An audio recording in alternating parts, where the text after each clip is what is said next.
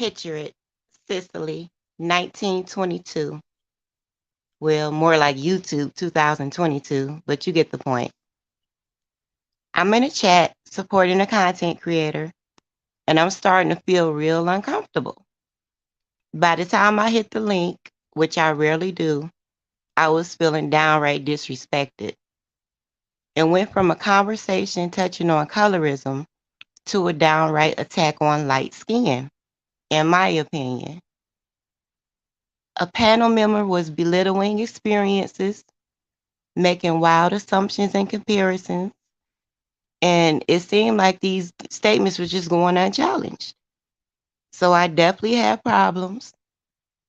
Both ladies were not light complected, so I didn't understand the attack on light skin. I didn't see it necessary when none of the people who were being accused at the moment of being colorists were light complected. What was really going on?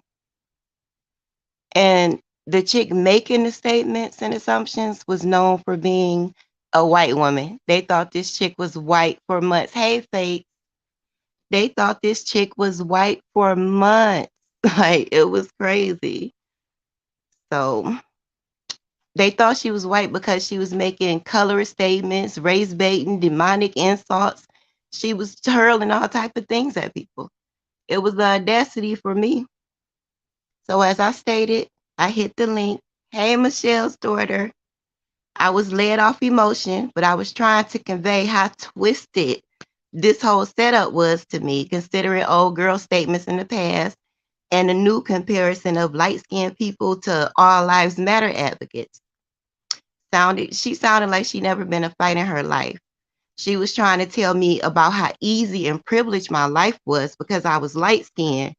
Meanwhile, I attended gang-infested high schools in a dope boy area in the hood of Detroit, Michigan in the 90s. Fuck you mean? Hey, Chris G. Like, how can you tell me about my life? It just didn't make sense to me. So that inspired me to go ahead and start hitting this live button. Second part, y'all know Chris G. Chris G been here. Like, that just is what that is. I compare the thing going on with Chris G to somebody moving in her hood because technically, YouTube, this the hood. We in the food stamp sector, Section 8, whatever they want to call it. A lot of black people move to Chris Hood and try to tell her she don't belong there because she not black. Y'all got life fucked up. Y'all sound fucked up. A lot of us, we flooded in from a bunch of different places. Like a lot of us been on YouTube 10, 12, 8, however many years, but before we got nestled into the beef sector, start gang, a lot of us, white bitches, black bitches, we met, got close in a mixed bitch chat, white and black, half white, half black. So all that divisive shit y'all coming through trying to do, it's not gonna work. I'm sorry, back to the colorism for a minute, because I'm gonna give y'all a heads up. I just sound like this. I come with facts. I do this for a living. Y'all don't fuck with the wrong one on that. I'm coming to bite y'all ass. So when you come correct. Because like I said, I've been researching. I have facts. That colorism shit, y'all gonna have to stand on that. Now, tell me, colorism had to do a lot with American slavery, criminal justice, education, housing, healthcare, unemployment, beauty, fashion, media, music, systemic and structural inequalities, right?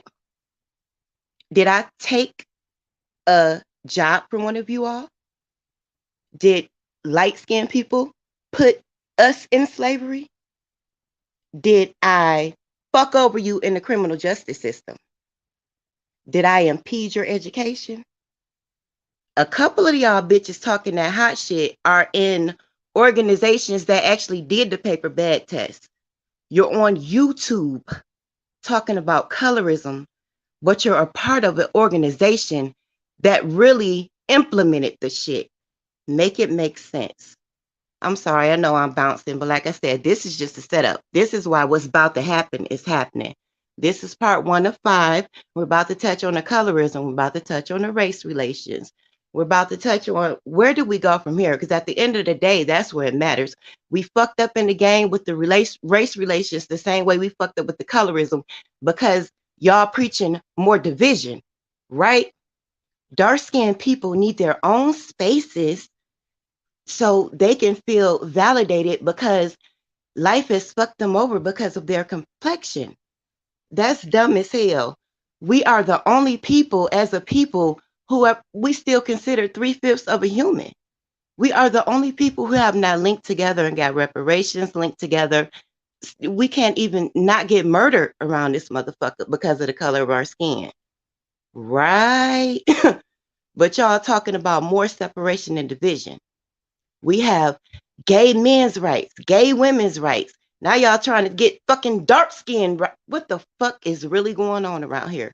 It takes unity. The black people, you know why we fail? Because the same thing that's going on here. People use chaos demons to come divide and fuck up some shit from the inside.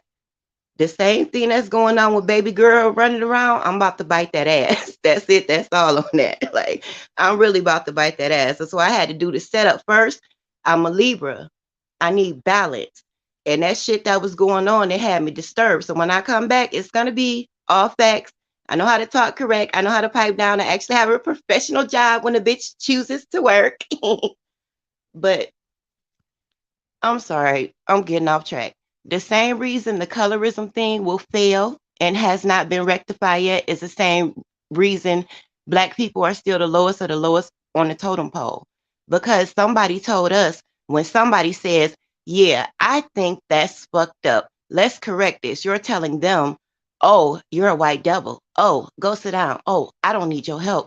But if we the lowest of the lowest on the totem pole, us separating onto ourselves from some shit we didn't correct, how the fuck are we going to overturn it, rectify it, or do anything about it? How are we going to change it? The same thing with the rhetoric, the divisive shit I was reading on the colorism shit. They saying, oh, because this has happened for years, you have to give dark skinned people space to do this and dark skinned people space to do that. And you can't call it reverse colorism. It's not the same thing. But you know what they telling light skinned bitches to call it?